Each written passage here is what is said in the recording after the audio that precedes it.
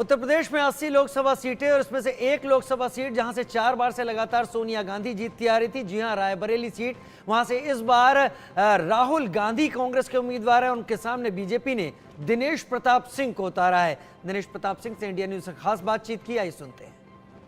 जो डिफरेंस था जो विक्ट्री की डिफरेंस थी आपके सोनिया गांधी के अगेंस्ट में, वो 1,67,000 की थी। इस बार आपके सामने राहुल गांधी है, कैसे देखते हैं?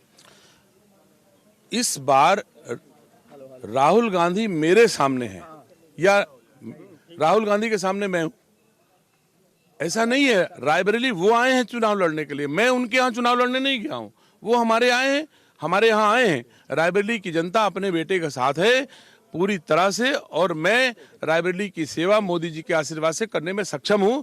तो रायबरेली वालों को किसी और के बेटों की आवश्यकता नहीं है। सर, फिरोज गांधी का आज आपने नाम लिया है, क्या इसके मायने हैं? भाई, मैंने कह दिया कि फिरोज गांधी जी राहुल गांधी के दादा थे और रायबरेली के पहले सांसद थे। अभी आप कह रहे हो, मुझे नहीं पता है कि राहुल गांधी जी आने वाले हैं। आप उनसे पूछो कि क्या सही में फिरोज खान तुम्हारे दादा थे, और दादा थे तो और रायबरेली के पहले सांसद थे, तो इन्होंने फिरोज गांधी जी का नाम क्यों नहीं लिया एक भी बार? दादी के नाम पर वोट मांग लेंगे, पिताजी के नाम पर वोट मांग लेंगे, क्यों नहीं मांग लिया?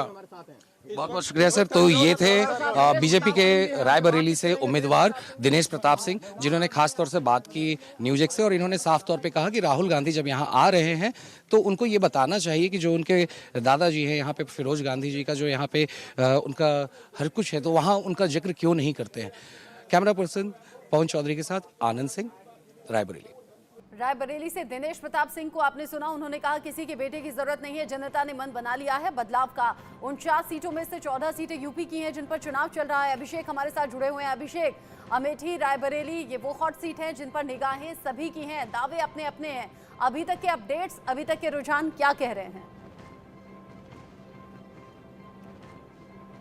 बिल्कुल, रुझान अच्छे हैं और ये उम्मीद की जा रही है कि वोटिंग प्रतिशत निश्चित तौर पर बढ़ेगा इस फेज़ में। और ख़ास तौर पर जो हॉट सीटें हैं, जहां राजनीतिक पशोपेश की स्थितियां हैं, या कहा जाए कांटे की टक्कर है, वो कुछ सीटें हैं रायबरेली, अमेठी और लखनऊ, जहां पर सबकी नज़रें टिकी हुई हैं। हालांकि लखनऊ में लोगों का भावनात्मक जुड़ाव रहा है बहुत लंबे अरसे से।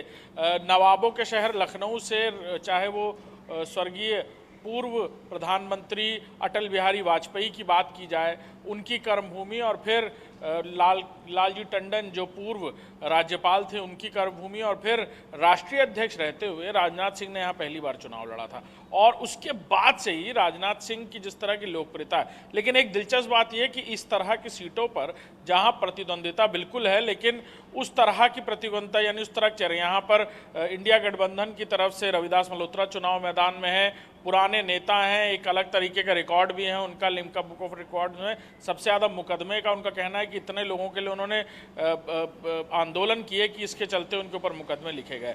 और यहाँ पर समाजवादी पार्टी के टिकट से वो विधायक भी हैं लखनऊ सीट से। तो सीधे तौर पर राजनाथ सिंह की जो इमेज है उसको देखते हुए ये कहा जा सकता है कि सिर्फ जीत ही नहीं, बल्कि जो तादाद है जीत की वो भी बड़ी होनी चाहिए। राजनाथ सिंह वैसे भी पूर्व मुख्यमंत्री रहे हैं उत्तर प्रदेश के। 400 पार नारा दिया